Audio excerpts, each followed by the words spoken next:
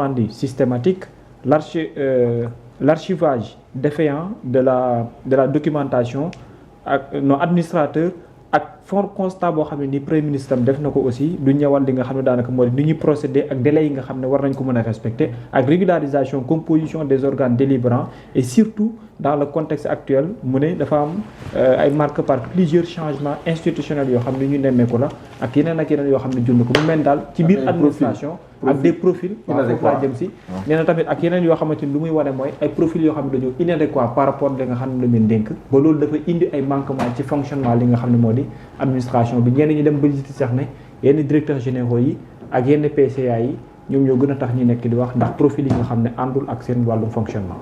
oui nan nga jàngatee lu mel que ça soit l'objet d'un communiqué du conseil lu ma jaaxal. ah bon mais ça c'est des choses qui ont existé circulaire primatoriale ou bien président de la République génne texte rappeler les gens à l'ordre. D'accord. Ces histoires de pré-conseil ont été créées par Macky Sall. Et il ne faut plus aller en conseil parce que conseil yi état moo leen fa teg. waaw mu ne balaa ñoo dem foofu nañ def pré-conseil où l'état contrôle en amont. ce qui va se passer au niveau du conseil d'administration. D'accord. Président dem na sax ba ci conseil des ministres mu ne il n'acceptera plus que les pré-conseils soient dirigés par autre personne que par les ministres lui-même. Parce que le ministre doit assumer sa responsabilité parce que beaucoup de ministres déléguent ça à des secrétaires généraux ou bien des cabinets mais loolu am na. D'accord. C'est-à-dire que un premier ministre qui assume l'administration parce que le premier ministre est le chef de l'administration. Et l'administration c'est au quotidien. Il y a le philosophe français qui disait on peut gouverner de loin mais on n'administre bien que de près. mooy tous les jours dafay am rectification administration bu àndul ak jafe-jafe. àndul ak contorsion amul au monde. tous les jours le préfet à son niveau il rectifie l'administration. D'accord. Tous les jours le gouverneur rectifie le ministre aussi c'est ça son rôle le premier ministre nag c'est lui le poumon de l'administration.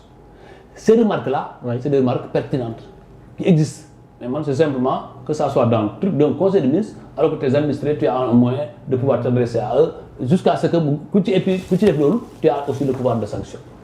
pour yow war woon génn ci communiqué. Pour moi c'est l'aspect populiste qu'on gère parce que aussi on gère les populations pour montrer que oui le premier ministre là il est là il surveille man gis naa sax d'ailleurs jour conseil des ministres bi di oui tey conseil des ministres ba tàng na. parce que le premier ministre a rappelé l'ordre ça aussi fait de la politique. am premier ministre ça premier ministre il est très fort dans ça c'est-à-dire que c'est dans l'histoire politique du Sénégal c'est l'un des premiers ministres les plus politiques tous les actes qu'il pose relèvent de la politique. Or, c'est le chef de l'administration. Et l'administration, c'est comme par l'armée. C'est-à-dire la différence entre l'administration, l'armée et l'administration normale. Moi, tenue.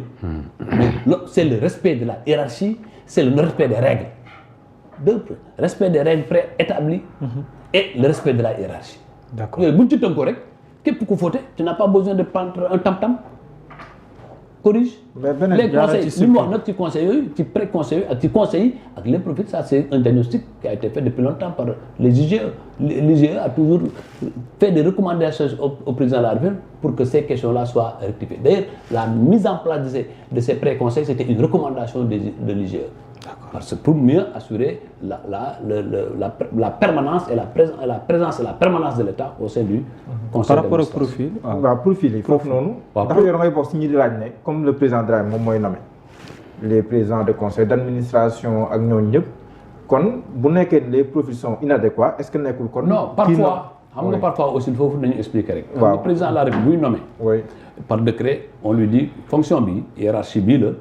ak lii la walloo mu def ko. boobu il y a presque peu d'erreurs. mais maintenant le problème c'est quoi c'est que bon nit ki mën nga am diplôme mais le diplôme ne fait pas l'homme. Absolument. mën nañ la jox CV ñu ne waa ji toj na dëkk bi.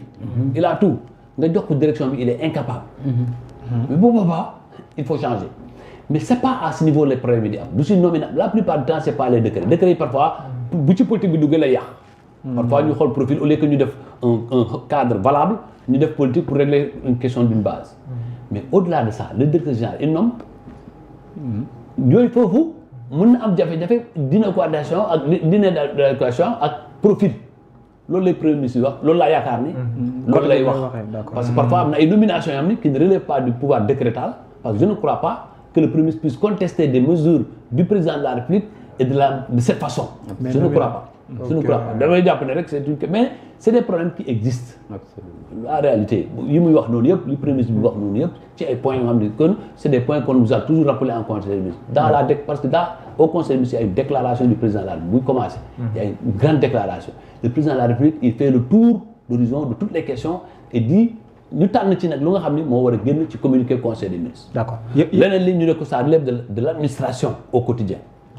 Après le président, il y a le premier ministre aussi qui fait la même chose, mais le président il fait de la politique de manière générale, politique pas au sens partisan du terme, mais le président le premier ministre il rend compte du fonctionnement de l'administration. D'accord. Et ça, il en a rendu compte. Bon, j'estime que c'est aussi il est libre de faire son choix, de le dire en conseil des ministres et de le faire porter au communiqué. Mais j'estime qu'on aurait pu.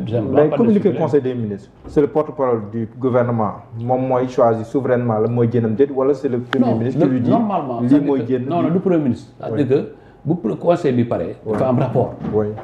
La plupart du temps xaw ma nag ñoom ñu changé. C'est le ministre porte-parole. ak le secrétaire général de la présidence nga xam ne day toog ci wetu président la bi d'accord ci. bu ñu d'accord balaa ñoo ko publier président bi validé ko. bu pare président bi validé ko ne d'accord na ni lii moo am ak li mu génne. parfois aussi ñoo xam nga nag seen organisation bokkul fii quand même il y a un premier ministre très présent qui est fort. Super fort. Peut-être que le premier ministre est consulté dans le communiqué mais ça c'est une forme d'organisation que tout régime président bu ko neexoon mu ne ministre bi la ak diw nañ contrôle peut-être parfois il y a un ministre très compétent dans l'écriture président bi mën na wax ni ministre porte-parole bi waxal ak kii comme ça ngeen mën a assurer pour un texte correct mooy indi texte yu nga xam ne parfois tu vois des textes conseil bi gën a dafa bëri fort ou bien lii l'expression bi baaxul tout ça c'est à l'interne que ça se règle ça c'est du ressort de la souveraineté du conseil du président de la République. du président même sànq nee nga lu jëm ci wàllum jafe-jafe yi ñu am ci wàllum koom yow bi ngay nekk en tant que ministre séenal nga ko parce que am na yenn yokkute yoo xam ne def nañ ko ci salaire entre autres mais en tant que koo xam ne nekkoon nga ci administration tey jii lu jëm ci wàllum administration li ñuy wax jafe-jafe yi mu am ndax bi ngay nekk yow am na loo séenoon loo xamante ni wuyu na par rapport ak jafe-jafe yi nga xam ne moom le premier ministre souligné ci doxalinu administration bu Sénégal. premier ministre bu mu ñëwee wax na ay respect de l'heure xam nga yooyu gars yi personne nañ ko comme détail mais c'est important mais pourtant c'est ce qui continue je n'ai pas vu après bu ñu annoncé départ bi c'est la même voilà c'est ça voilà loolu administration sénégalaise c'est une bonne administration bu fekkee de manière générale mais elle traîne des tares congénitales c'est-à-dire notre administration n'est pas audacieuse bu chef bi nekkul fii c'est une administration qui est totalement alignée sur le chef man bu ma nekkee directeur général COUD su ma absenté une semaine bu fekkoon te ni amul nu ma doon doxale nga di dox parce que gars yi ñu xaar DG bi ci lépp presque ci lépp et c'est ça qui c'est vrai que c'est parfois une question de responsabilité parce que la signature c'est la signature du directeur général mais c'est goulot d'étranglement là ba tey mu ngi fi suñu administration et ça il nous faut j'ai vu aujourd'hui maa ngi participé ci benn séminaire ma ko leen di féliciter parce que dama ne man parfois bu nit defee lu baax ma ne d'accord naa ci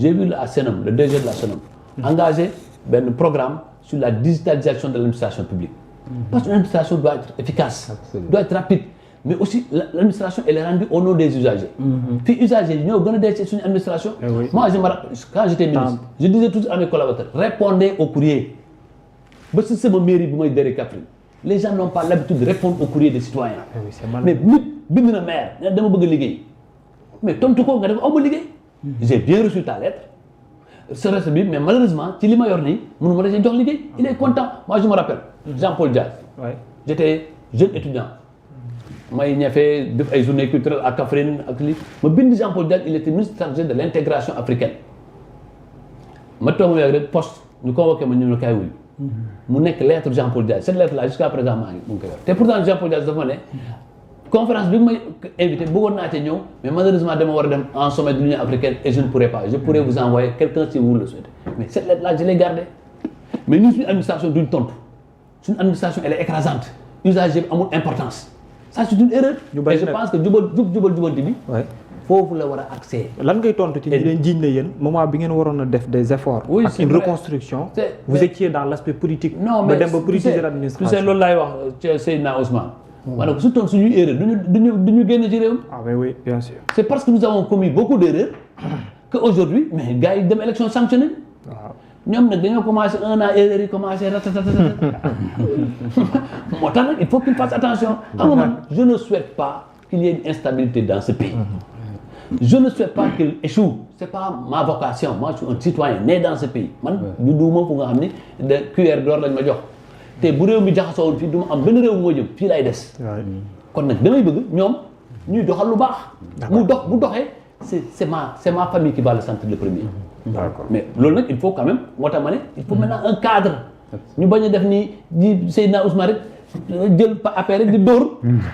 jàpp di raay gars yi rek. pourtant léegi dóorul fu ma. non. waaw mais léegi moom dama leen di caressé. mais léegi dóorul fu ma. non nañu xool bu baax suñu réew. gis nga Ousmane li xew Burkina Faso.